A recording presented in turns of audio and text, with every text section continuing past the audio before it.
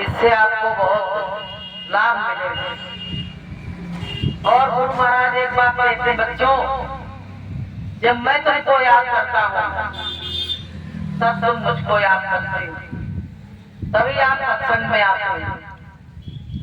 तो प्रेमियों, ये मानव जीवन हमको बड़े भाग्य से मिला। तमाम लोग जो सत्संग में नहीं आते हैं वो अपने मानव जीवन को यूं ही व्यर्थ में गंवा रहे हैं। कवि साहब ने इसके लिए एक भजन गाया है कि अरे तूने हीरा सो जन्म मायो भजन बिना बाबरे। अरे तूने हीरा सो जन्म मायो भजन बिना बाबरे। ना बैठो साधुन की संगत ना गुरुद्वारे जायो, ना बैठो साधुन की संगत ना गुरुद्वारे जायो। पच पच मरो बैठती नाई, भूख लगे तब खाओ। पच पच मरो बैठती नाई, भूख लगे तब खाओ। अरे तूने हीरा सो जन्म मायो भजन बिना बाबरे। हे संसार फूल से मरका देखते थे लुभायो। हे संसार फूल से मरका देखत सुख न लुभायो। और चाखन लागे रुई उड़ गई सब, हाथ कदू नहीं आयो। चाखन लागे रुई उड़ गई सब, हाथ कदू नहीं आयो। अरे तूने हीरा सो जन्म मायो भजन बिना बाबरे। कहते हैं संत, ये प्राणी तुमने हीरा जैसा जन्म, जिसके लिए भगवान से जाने कब से मिन्नत और प्रार्थना कर रहे थे, तब तुमको जो मिला और तुमने इसको कौड़ियों के भाव बर्बाद कर दिया, इसकी बोली लगा दी, इसको तुमने यूं ही बेकार कर दिया। तो प्रेमियों, ये अमूल्य देह मिली है, ये मानव शरीर। गुरु महाराज कहते बच्चों, तुम इसी के अंदर बैठ के साधना इसी शरीर से ही कर सकते हो। कोई जानवरों से कह दे कि तुम साधना कर लो, तो कोई जानवर साधना कर सकता है कि साधन धाम मोक्ष कर द्वारा और पाए नहीं पर लोक। साधना का धाम मोक्ष का दरवाजा इसी मनुष्य मंदिर से होके गया है। तो बताइए इसकी कितनी कीमत बढ़ गई? बहुत कीमत इसकी है। गुरु महाराज कहते बच्चों, तुम्हारी मृत्यु आ जाए, पैसे वाले बड़ा घमंड करते हैं कि हम पे पैसा है तो सब कुछ खरीद सकते हैं, लेकिन सांसों की पूंजी कोई खरीद नहीं सकता, चाहे करोड़ों रुपए खड़े हो लिए। लेकिन ये कह दो कि डॉक्टर साहब 1 करोड़ की गड्डी दे पकड़ो, हमारे मरीज की सांसें वापस कर दो, कोई वापस कर सकता है? वहाँ डॉक्टर भी हथियार डाल देते हैं और डॉक्टर भी कहते हैं अब तो कुछ कर सकता है तो केवल परमात्मा कर सकता है, मैं कुछ नहीं कर सकता। तो बताइए पैसे की कीमत रह गई वहाँ पे? वहाँ पे पैसे की कीमत शून्य हो गई। अभी रतन टाटा जो थे, आपने सुना होगा, तो बहुत बड़े उद्योगपति थे, तो हर साल वो इतना पैसा दान करते थे जिसका आप अनुमान नहीं लगा सकते। बताते 1200 करोड़ रुपए वो हर साल दान देते थे, बताइए। लेकिन इतना पैसा दान देके अपनी सांसें नहीं बचा, बताइए कितनी अफसोस की बात है। और लोग पैसा कमाने में पागल हो जा रहे हैं। कहते पैसा कमाओ, चाहे किसी को मार के कमाओ, झूठ से, बेईमानी से, छल से, कपट से, फिर पैसा साफ जाएगा। प्रेमियों, पैसा साफ जाने वाला नहीं है। इसलिए प्रेमी भाई बहनों, ये मानव जीवन जो मिला है प्रभु की भक्ति के लिए मिला, केवल केवल और केवल परमात्मा की भक्ति के लिए मिला है कि न समान कौनो नहीं देही और जीव चराचर। मनुष्य के समान कोई देह नहीं है, लेकिन मनुष्य कहता मेरा तो जीवन बेकार है। आदमी क्या कहता है, भैया हम तो जिंदगी जी रहे हैं, घसीट रहे हैं। बताइए इतनी मेहनतों के बाद मिला, तुम कह रहे हैं हम तो जी रहे हैं। और बहुत लोग ताता खेलते कहते हैं टाइम पास कर रहे हैं। बताइए ये शरीर तुम्हारा किस प्रयोजन के लिए मिला था और तुमने इसको इसमें लगा दिया कि अनमोल तेरा जीवन यूं ही बिता रहा है, अब किस ओर तेरी मंजिल किस ओर जा रहा है। अनमोल जीवन मिला है प्रेमियों, हमारा तुम्हारा बड़ा सौभाग्य है कि मनुष्य जीवन मिलने पे गुरु महाराज मिल गए। तो कहते नहीं सोने में सुहागा, सोने में सुहागा। अगर गुरु महाराज ना मिलते तो सारी संसारियों की तरह हम भी घूमते भटकते इधर उधर घूमते फिरते, लेकिन मालिक के मिलने से सारे रगड़े झगड़े जिंदगी के खत्म हो गए। अब जब एक वो मिल ही गया शहंशाह, शहंशाहों का शहंशाह, तो हमको किसी की जरूरत ही नहीं रहेगी। लोग बात क्या करते हैं, अज्ञानता में पेड़ों की पूजा करते हैं। अब बताइए पेड़ बेचारे जड़ हैं, ये 84 के बंधन में खुद बने हैं, ये तुमको क्या दे सकते हैं। लेकिन माताएं बहनें नहीं समझती हैं, तो पीपल के पेड़ के नीचे जाएंगे, उसको गले मिलेंगे, वहां दीपक लगाएंगे। दीपक जलाओ अच्छी बात है, लेकिन उसमें ये आस्था मत रखो कि ये पेड़ मुझको मुक्ति दे देगा। पता है आप तो मुक्ति के कगार पे खड़े हो और पेड़ को तो अभी बहुत समय लगेगा, अभी तो बहुत समय लगेगा, अभी तो पहली प्रथम अवस्था में वो आया। बताइए अब उससे मुक्ति मांगने गए और जब मुक्ति का दाता खड़ा है और मनुष्य जीवन मिल गया और मुक्ति देने के लिए तैयार खड़ा, उससे मुक्ति नहीं ले रहे। तो प्रेमियों जब तक ज्ञान नहीं आया, ज्ञान बिना न पशु समान, जिस इंसान ने गुरु नहीं बनाया, ज्ञान नहीं है, वो पशु तुल्य जीवन है। जहाँ जाता है वहीं खा लेता, ये भी नहीं देखता कि अंडा मांस शराबी का घर है, कौन का घर है, खाए पिए जो मिल जाए अच्छा खा लिया, जहाँ बैठता वहीं सो जाता है। लेकिन सत्संगी लोगों की ये दिनचर्या नहीं है।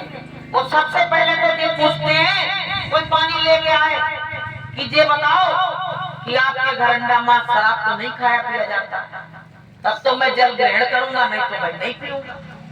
और सोने के लिए भी वो सोचता है, अगर संसारियों की जगह हुई, अंडा मांस शराब की जगह हुई, तो यहाँ हम सो ही नहीं पाएंगे, यहाँ हमारा साधन भजन ही नहीं बनेगा।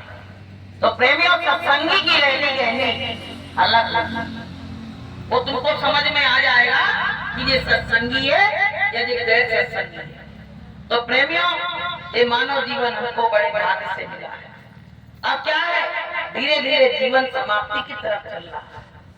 भाई बचपन खेल में गुजर गया, जवानी आई तो हम जवानी के नशे में मदहोश हो गए, और जब बुढ़ापा आया तब हमने कहा कि हम अब भगवान की शरण में जाएं। ये बताओ बासी फूल कौन को अच्छे लगते हैं? बासी फूल भगवान पर चढ़ाए जाते हैं। भाई जब आप भगवान के लिए फूल तोड़ने जाते हो तो ताजे फूल लाना, ताजे फल लाना। ऐसे ही परमात्मा भी चाहता है कि ये जवानी की अवस्था में हमारी शरण में आए तो मैं इसको कुछ दूं। अब जब बुढ़ापे में आएगा तो मैं इसको क्या दूंगा? जब तक ये तैयारी करेगा तब तक बरगद की तैयारी हो जाएगी। क्या इसलिए प्रेमियों समय रहते थे जाओ, समय बड़ा बलवान, समय ने सब कुछ करा दिया। उसमें कहा है कि समय का पहिया चलता है, समय का देखो पहिया चलता है, इस पहिए के साथ किसी का, इस पहिए के साथ किसी का भाग्य बदलता है, समय का पहिया चलता है। पहिया चलता है, लग घोड़ा लग पाल की, हाँ लग घोड़ा लग पाल की, जाके सर पे छत्र धरे, जाके सर पे छत्र धरे। उस राजा के लाल को देखो, उस राजा के लाल को देखो, बिना कफन के जलता है, समय का पहिया चलता है, समय का देखो पहिया चलता है, समय का पहिया चलता है। अब इस पहिए में ये चलता जा रहा और एक दिन इसी पहिए से कुचल के आदमी चला जाए। इसलिए प्रेमियों, हमको तुमको अपने मानव जीवन को सफल बनाना है। बड़े भाग्य से हमको मिला। आपके ग्रंथ पुराण गीता रामायण भी कह रहे हैं कि बड़े भाग्य मनुष्य तन पावा, और सुर दुर्लभ सद ग्रंथन गावा, और साधन धाम मोक्ष कर द्वारा, और पाई नहीं परलोक समारा। कहते हैं साधना का धाम मोक्ष का दरवाजा तुमको मिल गया और फिर भी तुम इसको पाके अपना परलोक नहीं, लोक नहीं बना रहे हो, तो तुम्हारे बराबर कोई मूर्ख नहीं। तो प्रेमियों, हमको वो धन मिला है जिसको न कोई चोर चुरा सकता है और न कोई भाई बांट सकता है। मीरा को यही धन मिला था। तब मीरा ने कहा था कि पायो जी मैंने नाम रतन धन पायो, पायो जी मैंने नाम रतन धन पायो, वस्तु अमोलक दी मेरे सतगुरु, वस्तु अमोलक दी मेरे सतगुरु, कृपा कर अपनायो, पायो जी मैंने नाम रतन धन पायो, पायो जी मैंने नाम रतन धन पायो। सारे धनों पे ठोकर मार दी और नाम रतन धन जब मिला तो मीरा उछल पड़ी, कूद पड़ी और बड़ी खुश हो कि हम जिसकी तलाश थी वो धन मिल गया। ये धन तो सब नष्ट हो जाएगा और मेरे जाते समय ये धन मेरे साथ भी नहीं जाएगा, लेकिन जो धन उनके गुरु ने दिया है दास संत ने, तो मीरा वो धन पाके खुश हो गई। तो प्रेमियों, वही धन तो हमको भी मिला। हमारे गुरु महाराज ने वही धन तो दिया भाई, 5 नाम का नाम दिया तो वही धन तो दिया है। लेकिन पता है, संतों ने कहा है कि सबकी गठरी लाल है और कोई नहीं कंगाल, और गिरे खोल देखे नहीं कासे हुआ गंगा। सबके अंदर सब कुछ भरा है, लेकिन अब खोल के नहीं देखोगे नाम ले आए, अब भजन ही नहीं कर रहे, तो वो धन तुम्हारा बर्बाद हो रहा कि नहीं हो रहा? अब वो मीरा ने तो कहा था कि दिल देने बड़ा पर सवायो, अब वो भजन करती थी तो उसका 1.25 गुना रोज बढ़ जाता था। अब जब हम करेंगे नहीं तो मेरा बढ़ेगा कहाँ से? माला लाके कुटी पे टांग दी और कोई पूछता भैया तुमने कब नाम लिया था? अरे हमें तो 20 साल हो गए भजन करते हैं। बड़े भजन तो जब तक माला कर लेते हैं, अब बता जब तक खाना खाते हो क्या? भाई खाना तो डेली खाना पड़ता है, ऐसे परमात्मा का भजन भी जब हम अपने शरीर को रोज भोजन देते हैं तो अपनी आत्मा को भी तो भोजन कराना पड़ेगा। आत्मा का भोजन भजन है और शरीर का भोजन देवाना है, जो खाते हैं दाल चावल रोटी। तो प्रेमियों, आत्मा जाने कब से भूखी प्यासी। गुरु महाराज कहते हैं बच्चों, ये आत्मा रो रही है, कहीं जब से मैं अपने पिया के देश से आई, पिया से बिछड़ी हूँ, तब से मुझको कोई प्राप्त नहीं कर पाया, मैं नहीं किया। तो प्रेमियों, गुरु महाराज कहते भजन करोगे तो तुम्हारी आत्मा बर्बादी हो जाएगी। और भजन नहीं करोगे तो ये आत्मा फिर भटकेगी, ये इसको निजात मिलने वाली नहीं। तो प्रेमियों, ये जीवन मिला जो है, गुरु महाराज ने ऐसी गुरुदक्षिणा दी, अगर हम चाहें तो इसको बहुत ऊंचे शिखर पे जा सकते हैं। और नहीं चाहे, जैसे बीज होता है ना, जब जमीन में डाला जाता है, जब खेत को तैयार करके बीज डाला जाता है, तो कुछ बीज तो उसमें उपज जाते हैं और कुछ उसी मिट्टी में दबे रह जाते हैं।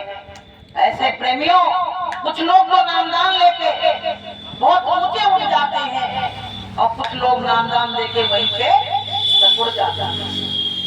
कि कुछ नहीं बिगड़ेगा तेरा गुरु शरण आने के बाद, कुछ नहीं बिगड़ेगा तेरा गुरु शरण आने के बाद।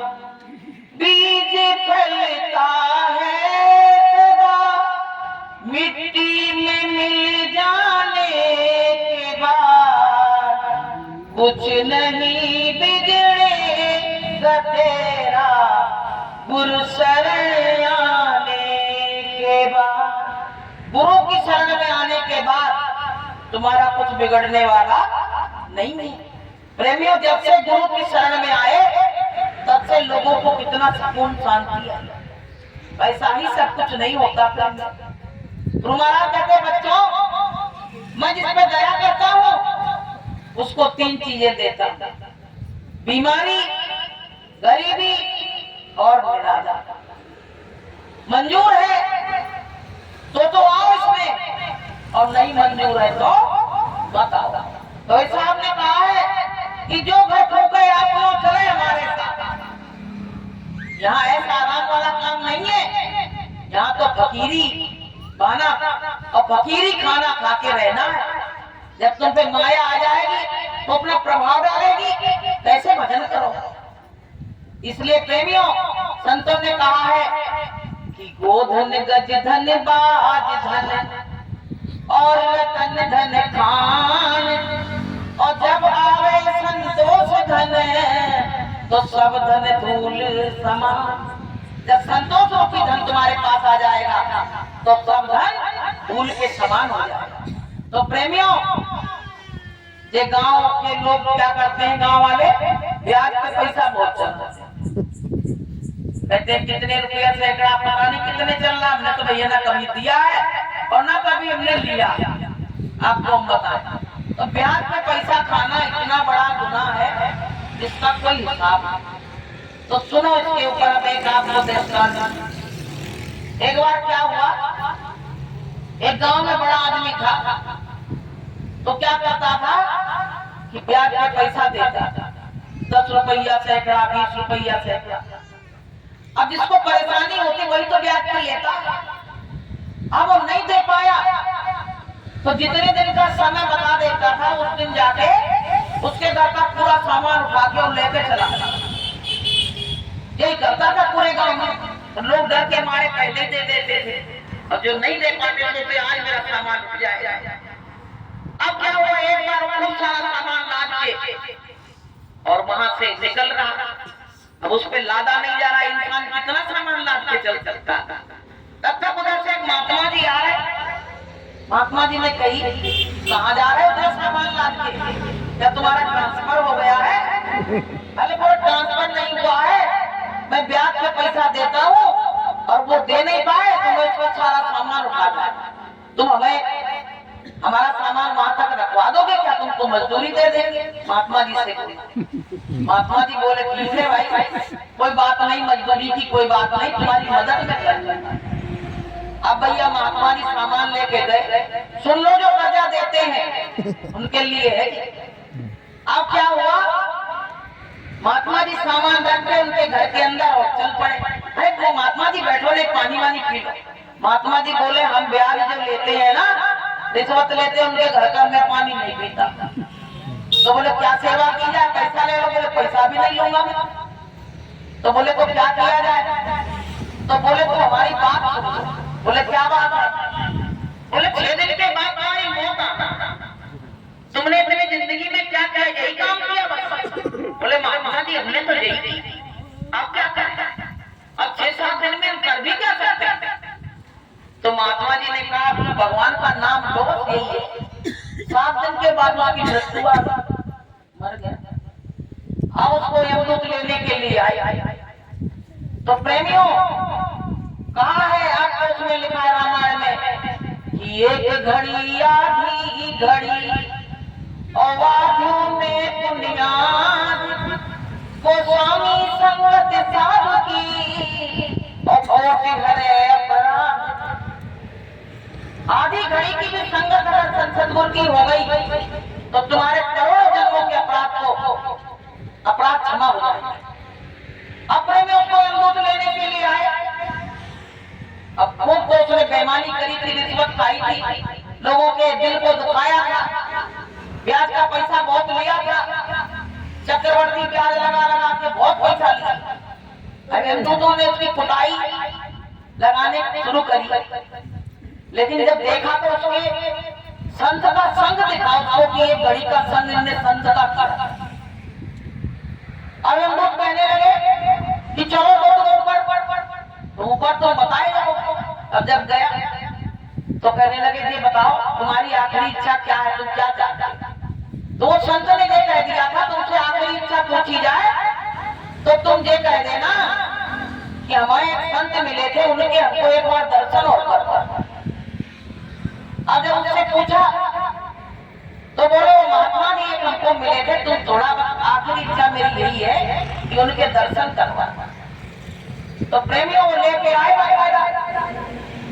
सत्संग हो रहा होता है, महात्मा जी सत्संग दे रहे थे।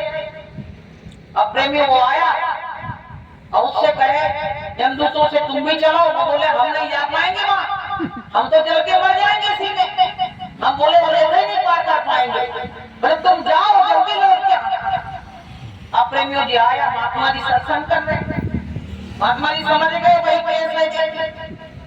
अब महात्मा जी ने क्या किया, सत्संग थोड़ा बढ़ा दिया, बैठा रहा सत्संग। फिर बोला चले। तो महात्मा जी ने कहा जा रहे हैं? बोले वो बाहर खड़े हैं, वो लेने के लिए आए। अब प्रेमी जब ये वहां गया तो फैसला पलट गया। फैसला पलट गया। वहां जहां मार पड़नी थी वहां वो तो उनकी पूजा होने लगी। तो वो कहने लगा, वो तो कह रहे थे बड़ा दुख होगा और हमारी तो यहाँ पूजा होने लगी। तो प्रेमियों क्यों हुई पूजा? क्योंकि उनको संत सद्गुरु मिल गए और दोबारा भी उसको याद रहा कि हमको पुनः और सद्गुरु के दर्शन करवा दो। तो पुनः दर्शन करवा दिए गए। तो वहां जितनी उनकी सजा थी सब उसका खाता कट गया और वो अपने गुरु के साथ चला गया। बोलिए प्रेम से। तो प्रेमियों ये कहानियां, ये दृष्टांत हमको ये शिक्षा देते हैं कि एक घड़ी आधी में पुण्याद और गोस्वामी संगत साध की कोट है अपराध। जब संतों ने समझा दिया और उसके बाद उसने गलत काम नहीं किया, इसलिए उसके पाप कर्म क्षमा हो गए। अगर संत के समझाने के बाद भी वही करता तो उनके पाप कर्म क्षमा नहीं होते। इसलिए प्रेमियों गुरु महाराज ने भी कहा है कि ब्याज का पैसा मत खाओ, नहीं तो तुम्हारे बच्चे बर्बाद हो जाएंगे, घर बर्बाद हो जाएगा, तुम्हारा सब कुछ बर्बाद हो जाएगा।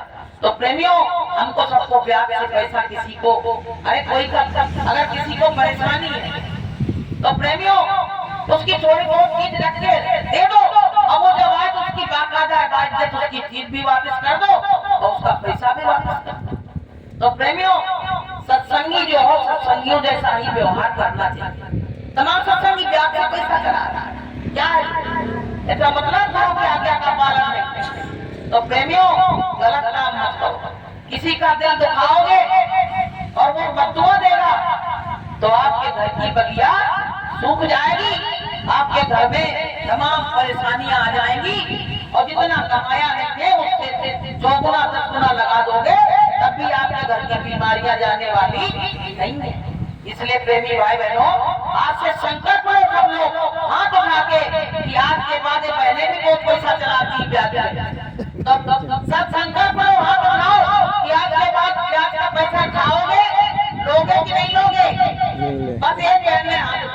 करना। हाँ? बताइए, इसका मतलब अभी जिंदगी बाकी है, अभी और करो तो करते रहो। देखो, समझाने का काम है और मानने का काम आपका निवेदन है। हम तो निवेदन करने आए, अब मानने का काम आपका है।